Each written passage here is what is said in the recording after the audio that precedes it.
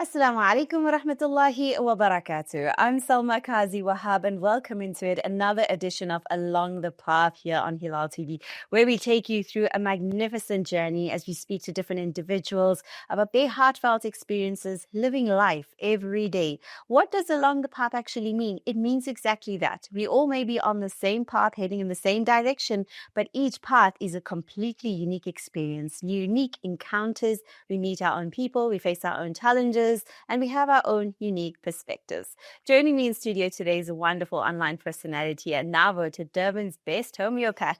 So we're so thrilled and honored to have joining us in studio today Dr. Fatima Hansa as we talk about her journey along the path, what it's like, what social media is like, and what is it like always being that bubbly and friendly, and is life always all sun creams and roses, sunflowers and roses, as we say. Dr. Fatima Hansa, assalamu alaikum and welcome to Along the Path. Walaikum salam. Thanks for having me, Salma. Always a pleasure. We are looking forward to having you and having this conversation with you. And as you heard, we want to almost tap into people's unique journeys, whether it's not about themselves or their careers, but about finding peace or solace in this world. We often face with different things, different challenges, different perspectives. And sometimes it's just how you choose to face and conquer and thrive in the direction. We all ultimately want the same thing, but our journeys are, of course, unique. When you hear something like that, then what comes to your mind first about a person's unique journey?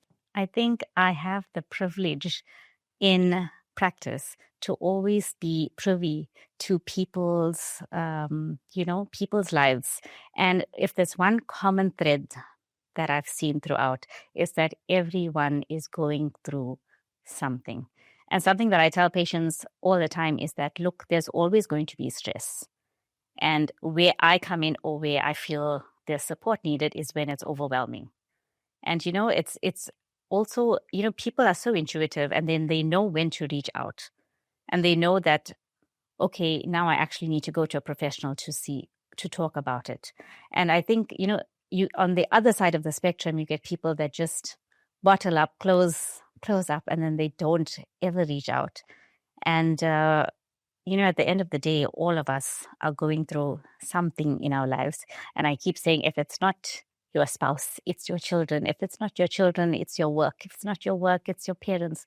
There's always something that we're kind of struggling or battling with. And that's what makes us human. And, with Islam as well, that's you put through these tests to turn to Allah or to rely on Him for guidance and for assistance. And, it also gives you the notion that you're not meant to be going through this alone.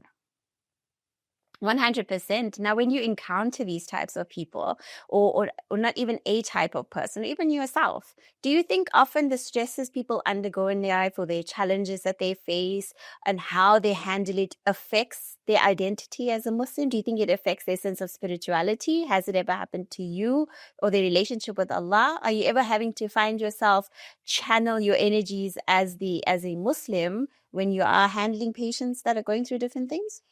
I think 100% I try and put into perspective that we need to rely on our higher power, because that's ultimately the provider, the sustainer, the controller, the answer of all your du'as. And like, even when I am providing people with a service, whether it's medication or just kind of counseling, I always make dua that, may Allah guide me into healing other people, and just putting things into perspective. And I think also, on a side note, age plays so much of a role. Like, the older you get, when they say hindsight is 20/20. So wise now. I feel so wise. The older that you get, your perspective about things shifts, right? And I hope my younger patients or all followers appreciate the enlightenment that I can show them, because I can see when someone is not seeing the bigger picture. And, there's so much that comes with age. And I think, I feel like you're far from 40 still, but after 40, it's just magical how little you care about impressing other people, how many things are now priorities in your life. Maybe I'm closer to 40 than we think. If that's the benchmark that but we're then looking at. that's the enlightening years. So once you reach there, it's just like different doors. The windows just open, right? That's fantastic. But you have this sort of presence about you. And I think that's what people like about you as well. With you not necessarily, I would say, the word that everybody doesn't like to use is influencer, but your online presence inspires a lot of people where they sometimes will want to just watch you impart your pearls of wisdom that you just say, the enlightenment that you like to give, whether it's about while you're waiting for your kids in the car or wherever you may be waiting for a patient, or your thoughts on something or the other that's happening in the community. What do you find feedback that comes to you directly from that, from your followers? Do you feel people almost need a sense of escapism from reality? I think we all need the escapism. Right. And like when I've mentioned before that all the women need to go on a magical island journey, just away from everything, is because we all want to just kind of tap out. And you need that little bit of escape for your recharge time. And I think the most common thread that I find in the feedback with social media is when I put out videos and people message me and they say, same, me too. I thought I was the only one. And it's that sense of, relating with them. And I find that, when I started making videos, it was first me saying, this is who I am. And this is what I look like. This is what I sound like. I'm not going to then sit and wait for something to be well curated and aesthetically pleasing. I just literally post one take and it's done. And the feedback I get is like almost everyone says, I can't wait for your videos. Or I love watching you bring humor to my day. And I love following your different stories. And it's all random things. It's not just about work. It's not just about health. It's about kids. It's about the most random thoughts. And I think, the fact that people in general, an individual is so layered. There's so many different aspects to life. And as much as we can't all just be one thing. And we're not just one thing. And I think with social media, people feel like once they settle on an aesthetic, that needs to be their identity, which we know in reality is not the case. Where they would impose something or share something simply because it doesn't fit onto their feed or what they generally. And I think that's what the world needs more. They need a little more genuineness, a little more realness, the raw truth. And that's what I think you provide a lot of people, advice per se. People joke and tease, if I were to say that every second person is becoming a life coach these days. But I don't think that's necessarily what you try to be. You try to just give people a little bit of advice, a little bit of a shove in the right direction, face and conquer the realities of life. Do you think the world today needs a little bit more of look in the mirror and face the truth? I think people don't like hearing the truth. But social media has given us the beauty of perspective, other people's perspective, initiating thought processes that we never considered. And, our world is so vast now just because we've got everything on our phones. What have you found? What have you learned? I've learned that when it comes to social media, I think, I feel like the younger generation is more influenced, but those that are older, we're seeing everything that's happening, but I think we know where the lines are drawn a bit more because we're coming from a generation where there was no phones. We've merged as these elder millennials, which we're now labeled. Yes. We have the benefit of knowing before, during, and after the internet and social media. And it is beautiful because at the touch of a button, you want to learn about something. You want to be inspired about something. You want help about something. We have that access. So that's beautiful. But I feel like that, when they speak about comparison is the thief of joy. And I try my best to be conscious about I'm not going to say showing off, but, just patting my own back all the time because other people are not in a position in their life where they feel like this is where I'm aspiring to be. Because everyone, as you said in the beginning, is on their own journey.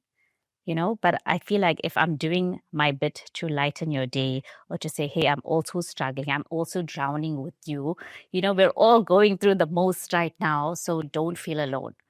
And I think that's that whole sense of we belong, and especially with women, that therapy is in the venting process. And I feel like that's what I use most of my stories for, is to vent. I think it's venting, and like you mentioned, it's therapeutic as well. But we're also touching very closely on what are these underlying issues that behind all the smiles and the jokes and the relatability, it shows the underlying issues that are not necessarily being addressed in our community. So after the break, let's touch on that. What are some of the issues that you feel we're not necessarily addressing on a community level that we should be, that's left to them to come to you at the end of the day for some pills to sleep at night? We talked to Dr. Fatima Hansa more about that, about what are the underlying issues perhaps that social media is giving platform to people addressing and bringing up, maybe controversial or not, and that is somehow affecting everybody along their journey, along their path as well, straight after this. Assalamu alaikum wa rahmatullahi wa barakatuh, and welcome back. I'm Salma Kazi Wahabi here, taking you along the journey, along the path, discovering what it is like for Muslims in 2025 as we venture on our own unique experiences, our challenges, be it first world problems or social media issues. It all affects us and our identity and our unique experiences in our path to Allah at the end of the day. Joining me in studio today is Dr. Fatima Hansa. Welcome once again. We just before the break ended at that point where we said, okay, so we're on social media. A lot of us follow you, myself, and we enjoy somewhat, like we mentioned, a form of escapism. But the real question here, as we're in this wonderful month with Women's Month, and a lot of focus and attention gets put onto women. But if women are relating so much to what are you saying on a daily, the things you're posting perhaps, does it not say maybe issues that we are not necessarily addressing on a community level? Is it marital issues? Are women just too frustrated? Are they frustrated at home? Do they want to travel more? Are they frustrated with their kids? What's going on with the woman today? Okay, firstly, we definitely want to travel more. 100%. I feel like, that's always been my duas. Like, Yes. I want to see the world. Absolutely. I want to experience cultures. But, ultimately, I think if we're talking about topics that get swept under the rug, it's a lot of it is about marriage. It's about your home environment that's supposed to be meant to be your safe space. Okay. And I think Muslim women in general, we're so brought up with wasabrun jamil. Patience is beautiful. Have sabr, and you will get rewarded. And I think we're kind of slowly creeping out of that stigma where we feel we can't discuss things. And you find that when we do discuss things, or personally when I say things that are not filtered, the response is so viral because people resonate and say, she's saying exactly what we're thinking. And I feel, once again, back to that whole talking and venting is therapeutic. Sometimes you need to discuss things. Sometimes things need to unravel. And it's with a lot of things also. And it takes personalities like yourself who aid in other people's own unique experiences. If somebody's just, you perhaps commenting on something, even if it's pertaining to your child, it may relate to 2 or 3 other moms that are like, yeah, I'm feeling the same. And you're maybe a complete stranger to her, but it may help her to actually speak to you. And I find myself engaging with so many people sometimes that I don't know on a personal level, but you're talking about your family life, you're talking about in-laws, you're talking about so many different things. So I think that's a sisterhood that I think you mentioned as well that the world needs more of right now. Do you find yourself in that position where you need a sisterhood necessarily, or do you have one? Do you know what? I do have a good one, alhamdulillah. Alhamdulillah. But when we say it takes a village. Yes. And I've spoken to people, like I have best friends that are overseas in London or Dubai or in places where they're not surrounded with family and friends that are a drop off away. And they talk about how hard it is to not have that reliance or to have that downtime, which is so important when you're in a family, to say, hey, I'm dropping off the kids, I need to do something. And some people don't have that luxury. So it's a lot and it's overwhelming. So I can't stress on how important recharge time is for women. Because when we if we're looking at from a medical perspective, almost all of the major conditions, when we look at etiology, we look at causes, stress is always on there. And when I studied, which was 100 years ago, I would think, okay, we're doing the pathogenesis, okay, stress. But you don't think about it at that time when you're a student. But now, when you're lying in bed and your tummy is just a little tense or you're not sleeping, you then kind of realize how your mind affects your body. And with Islam, we talk about spirituality, we talk about emotional health, we talk about physical health. Mental well-being is also so important. And Islam also gives us so many outlets to help us go through things. It's a very supportive religion when it comes to mental health. There's a zikr for this, there's a zikr for that, there's a dua for this, there's a dua for that. There's always something that we can kind of rely on and say, Allah, take the wheel. I'm leaving this in your hands now, I need to step back. But when we talk about anxiety and stress, especially with women, we take on a lot. I'm not saying that men don't have stress, but it's just women have more. And, you don't realize that when they say listen to the whispers of your body before it starts shouting, before you actually, they say more women have autoimmune conditions than men, right? And autoimmune conditions just pop up. Most of the time, it's exacerbated by stress. And my analogy, I'm always explaining that your brain, when you're either in fight and flight or you're in rest and digest. When your brain is mostly in I'm anxious, I'm stressed, your brain is not telling your body, hey, you know what, this is a small problem, so we're only going to stress a little bit. Don't worry too much. It's a switch, it's on and off. And when that fight and flight switch is on, it's telling your body, we don't have time for repair. We don't have time for that now. There's an emergency we need to prepare for. So the body doesn't know what is going on. It's just a small exam. We're not running from a lion. There's no tsunami. Do you know? But then your brain is saying, no, we're just sending blood to the brain, heart, and muscles. We're getting ready for fight and flight. We don't have time for, and literally it holds blood supply to the stomach. So it's just why, when you're feeling really anxious and your tummy feels like a bit, I can't eat now. I'm going to, I'm doing a public talk or I'm doing something. I can't eat, or the dry mouth. All that is that fight and flight response. It's incredible that how medically you have just analyzed women so perfectly with so many different issues that we have, the stress and everything else. And if you were to almost think as well, if you were to think of women that are undergoing different form of abuse behind the scenes, be it verbal or whatever it may be, or extreme poverty, a lot of it is financial strain these days, the stress that the women are taking on. You look at different challenges women are facing. Women that are in the corporate field at the moment are also going through immense stress, work pressure, the work hours. So sometimes everything may seem very glamorous on the surface. And I think what social media is now giving a lot of women the platform to do is reach out or follow other people. There are lots of organizations now. There are a lot of life coaches, Islamic life coaches that are posting a lot, like you mentioned, the du'as and things to read. There was somebody that posted not too long ago and said, have you read your adhkar for today? And it immediately clicked in my head, wow, she just read 100 of this. Let me read it as well. And that was positive influencing, I might say. So it's actually so important. And thank you for bringing that in, because I think it's so inspiring that amidst everything that's going on, the answers are there.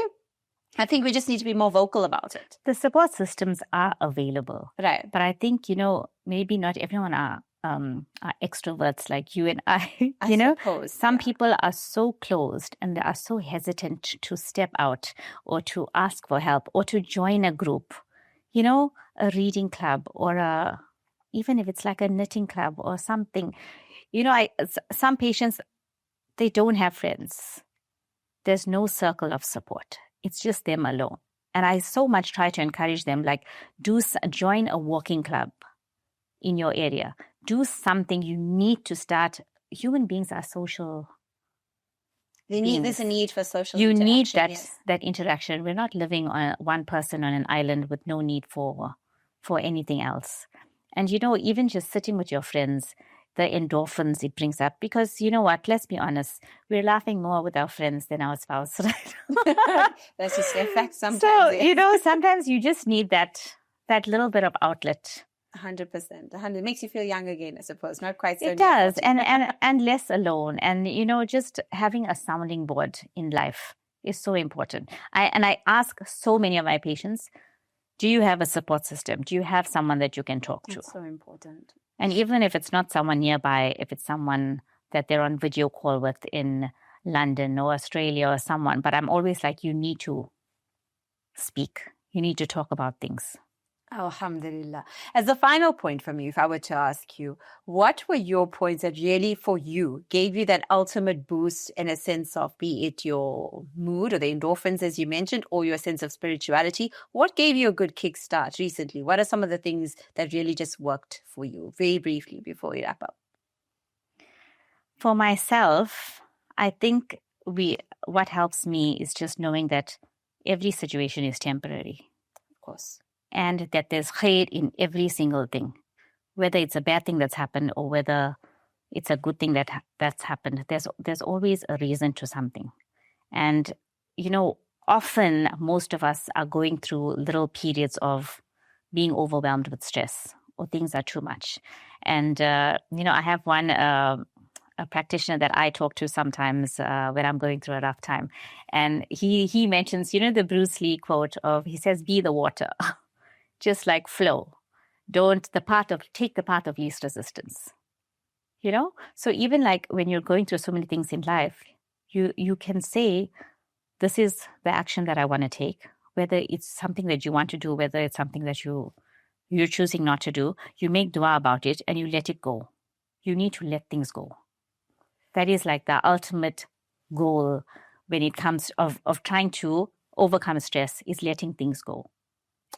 Let's end on that note. It's beautiful. Just let it go. That's all you have to do. Go with the flow, the path of less resistance. I absolutely love that. And that's your words of wisdom imparted from Dr. Fatima Hansa today. It's along the path, the journey. Everybody's journey is unique. The experience is unique. But so long as you embrace it, and embrace the sisterhood around you as well this Women's Month. Find your friend, find your body. That's somebody that's going to hold on tight with you and go along the path with you, inshallah, to help you get there safely and reach the ultimate goal that is Allah subhanahu wa ta'ala, inshallah, at the end of the day. And Jannah, that's where we all hope to unite together at the end of the day, inshallah. Until next time, Assalamu alaikum wa rahmatullahi wa barakatuh.